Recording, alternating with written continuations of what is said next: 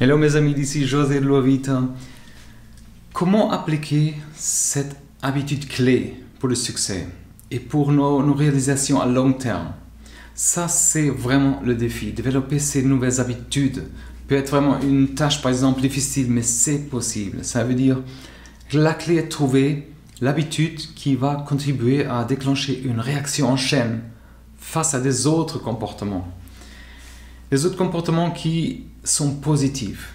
Il s'agit d'un processus en trois parties, le signal, la routine et la récompense, la meilleure partie, Le signal est ce qui signale à notre cerveau de passer en mode automatique et de laisser un comportement, par exemple, spécifique se dérouler. Et la routine est ce qu'on fait, par exemple, réellement. Ça veut dire la récompense est ce qui nous donne envie d'adopter le comportement à l'avenir. Et alors, comment est-ce qu'on fait tout ça? La première chose, c'est se concentrer sur une chose. Une chose. Par exemple, si on souhaite, par exemple, changer une habitude, la clé est de choisir une habitude sur laquelle on va se concentrer jusqu'à qu'elle devienne une partie naturelle de notre vie. Ça veut dire notre routine. Après, il faut choisir la suivante. Parce que si on se concentre sur plusieurs choses, ou plusieurs habitudes à la fois, multitasking, il faut oublier ça. Ça va nous submerger et ça mène probablement parfois à l'échec. Bon, même si l'échec est naturel, mais il faut éviter de se concentrer sur des choses en même temps. Par exemple, si on veut courir le matin, et si on a une heure fixe pour ça, pour sortir chaque jour, le signal, par exemple, peut être une alarme qui sonne le matin, notre réveil. Après, la routine se déroule et la récompense réside dans le sentiment positif qui nous amène, par exemple, à la confiance, l'énergie, la santé de courir. Alors, le problème pour la plupart de nous, parfois, quand on va essayer de changer quelque chose, l'habitude, c'est qu'on n'arrive pas à identifier parfois le signal ou la routine qu'il faut faire en premier lieu. Par exemple, on pense consulter, par exemple, la mauvaise habitude de consulter les emails le matin, directo, et aller à la salle de sport avec le travail. Alors, il faut déterminer ce qui déclenche cette mauvaise habitude, par exemple, et pouvoir élaborer un plan. Je ne dis pas aller au gym après le travail, mais par exemple, lire les emails en première chose avant de faire des autres choses, il faut se préparer pour la journée. Par exemple, si on décide d'arrêter de consulter les emails le matin, mais qu'on continue à répondre tout le temps, on se laisse se distraire toute la journée avec ça, il faut par exemple appliquer une manière par exemple une gestion, une technique pour nous aider à limiter ça. Ça veut dire placer les tâches les plus importantes pour nous dans une liste et faire la première tâche la plus importante avant tout ça. Et ça permet de nous concentrer et d'éviter toutes ces distractions. Ça nous donne également un sentiment d'accomplissement quand on atteint un de ces objectifs de la journée. Ça veut dire qu'il faut faire une priorité dans tout ça. Par exemple, ça peut être exercice avant le travail, ou de prendre du temps pour méditer, ou se coucher à l'heure parfois. On doit faire de cette habitude une priorité. Et si ce n'est pas une priorité, la tendance est de le remettre à plus tard. Et on va, par exemple, se retrouver à inscrire des autres choses dans notre liste avant de faire cette chose importante. Ça veut dire, ça crée un cycle sans fin. Ça consiste à jamais faire l'important. Et ça nous entraîne aussi dans un sentiment parfois de perte de contrôle. C'est pour ça que ces habitudes sont... Alors, nos habitudes, ça doit être une combinaison de routines et de déclencheurs. Les routines sont des comportements qui semblent automatiques, comme brosser les dents par exemple, ou prendre une douche. Les déclencheurs par exemple sont les activités qui ne sont pas automatiques, mais qui ont un effet sur des autres comportements. Par exemple, manger plus sainement, ou nettoyer la maison par exemple. Alors transformer une routine dans une certaine habitude, ça demande de l'autodiscipline et beaucoup d'efforts, parfois. Ça prend également du temps à se développer. Par exemple, c'est pourquoi c'est important de déterminer ce qu'on veut accomplir et comment on veut y arriver. C'est vraiment aussi important de rester flexible. Par exemple, si quelque chose de pas prévu arrive, on a la possibilité, par exemple, de continuer comme on avait établi, par exemple. Ça veut dire établir des priorités est vraiment un bon moyen de fixer des objectifs et de les atteindre. Ça nous aide aussi à, par exemple, arrêter de perdre du temps sur des choses inutiles qu'on est distracté, qu'on a tous les jours, quoi. Comme regarder la télé, ou socialiser trop, quoi. Ça veut dire qu'il faut rendre ces habitudes automatiques. Et comment est-ce qu'on veut faire ça? Par exemple, on veut arrêter de fumer, ou trop manger, ou prendre, par exemple, faire de la méditation, de l'exercice, ou une autre langue, une certaine habitude. Alors, c'est important de le faire, de le rendre automatique. Alors, ça veut dire qu'il faut que ce comportement fait partie de notre routine. Comme ça, il sera plus facile à suivre. Et les gens, par exemple, qui ont des bonnes habitudes, si on a établi cette habitude, on n'a même pas besoin de vouloir le faire, ou résister à une certaine tentation, parce qu'on le fait, c'est automatique. C'est comme un pilote automatique, quoi. Ça nous permet de manger plus sainement, de travailler de manière plus productive, quoi, de dormir suffisamment, ou passer du temps avec les amis. Ça nous empêche aussi de nous asseoir sur le canapé ou de procrastiner certains projets, quoi. Alors, un grand obstacle à la création d'une nouvelle habitude, c'est vraiment les distractions. Il faut résister à ça dans notre routine. Ça veut dire, par exemple, faire un voyage, recevoir des invités, tomber malade, ou être juste occupé. Ces éléments parfois vont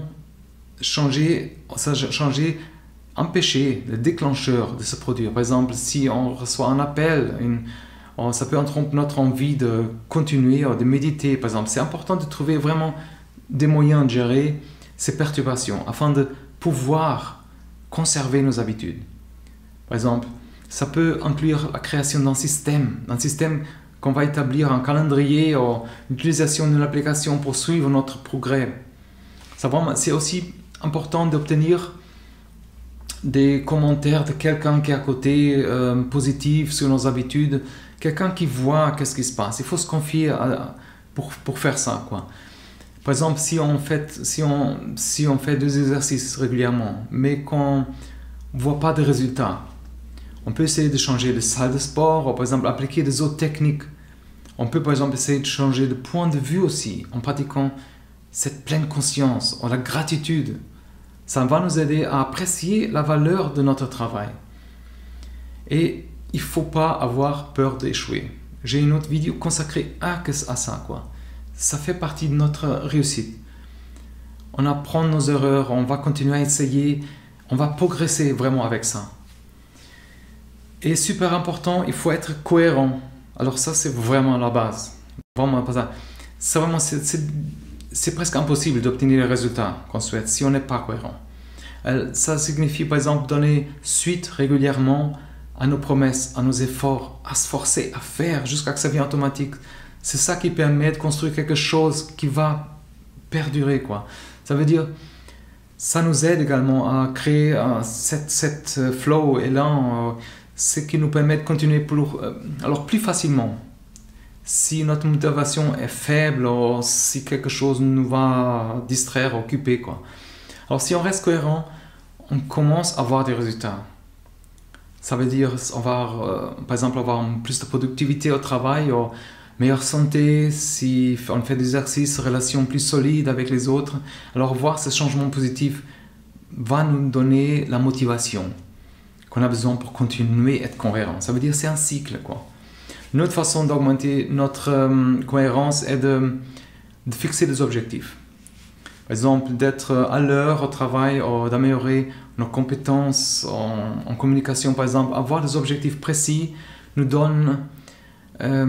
ça va nous aider à suivre un progrès et améliorer notre cohérence au fil du temps. Ça veut dire, c'est vraiment important de se rappeler qu'être cohérent c'est pas une chose facile et rapide. Il faut du temps pour développer, il faut une habitude, il faudra du temps pour atteindre un objectif. Mais on va y arriver si on le fait régulièrement. Okay?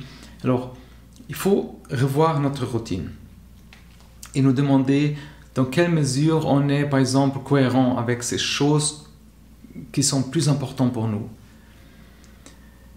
Si, par exemple, on saute régulièrement des séances d'entraînement, on fait trop la fête, on passe du temps avec les gens qui font rien de leur vie parfois, il est peut-être temps de faire un changement. Il faut faire un changement.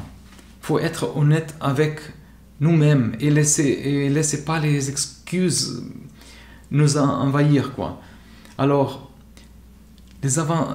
être cohérent, ça c'est important pour par exemple l'inconfort lié à ces changements de style de vie, quoi. C'est pas facile, mais c'est vraiment important pour trouver des habitudes qui conviennent et qui vont nous, par exemple, qui vont continuer à nous corriger.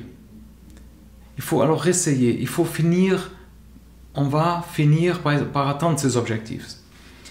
Et, super important, il ne faut pas oublier de s'amuser. Je sais que nous, par exemple, comme adultes, on a la tendance à considérer les plaisirs comme un luxe ou quelque chose qui se pose les enfants, par exemple. Mais rechercher le plaisir est vraiment un antidote au stress et aux anxiétés parfois qui peuvent nous déprimer même. Et pourquoi? Parce que le plaisir, ça nous donne un sentiment de liberté. Ça permet de se libérer des pressions internes, externes, qui provoquent parfois le stress et la dépression. Vraiment, ça va créer aussi des souvenirs positifs et renforcer notre confiance. Et alors, ces plaisirs, c'est aussi un moyen de se connecter avec les autres. Par exemple, atténuer, comme je disais, l'anxiété. Par exemple, une autre raison, c'est que le plaisir nous donne un sentiment d'accomplissement aussi. C'est un cercle, quoi. Mais un cercle positif, ça nous aide à surmonter, par exemple, une tâche ou une situation difficile, et ça fait nous sentir bien dans notre peau. Par exemple, si on peut se sentir fier d'avoir accompli quelque chose, une nouvelle compétence, ou d'avoir pris le risque d'essayer quelque chose. Et nous concentrer sur le plaisir nous aidera aussi à devenir plus reconnaissants pour les bonnes choses qu'on a dans notre vie. Ça veut dire, au fur et à mesure qu'on se concentre pour apprécier les petites choses dans la vie, on va aussi apprendre à être plus présent et plus attentif. Ça, c'est aussi associé à une diminution d'anxiété. Et on va avoir aussi ces bonheurs qui va accroître, quoi. Alors, pour beaucoup de gens, c'est difficile de démarrer aux nouvelles habitudes. Même pour moi, ça dépend. Pour nous tous, je dirais. Souvent, parfois, on ne croit pas que ça nous apporte une certaine valeur, une nouvelle habitude. Et on ne le voit pas parce qu'on n'a pas encore essayé. C'est pour ça que c'est vraiment utile d'avoir quelqu'un qui nous supporte, quoi. Exemple, faire un exercice, faire de l'exercice une habitude. Il faut demander à un ami, à une famille ou quelqu'un de suivre notre progrès, par exemple, de rappeler, de suivre ça et nous encourager, par exemple, si on rencontre une difficulté. Alors, laissez-moi savoir dans quoi ça vous a aidé. C'est vraiment des choses puissantes. Si on le fait, ça va nous aider à changer notre vie, changer notre manière de faire certaines choses. Je suis curieux de savoir en quoi ces idées vous ont aidé à voir des choses autrement. Vous pouvez aussi vous abonner à la newsletter Allo Vita. Une fois par semaine, j'envoie des exercices ou des manières de réfléchir différentes pour mettre nos idées en place, pour voir les opportunités. Ça m'a beaucoup aidé. Je vous laisse essayer et redites-moi. N'oubliez pas d'abonner aussi à la chaîne et courage et à la prochaine. Prenez soin.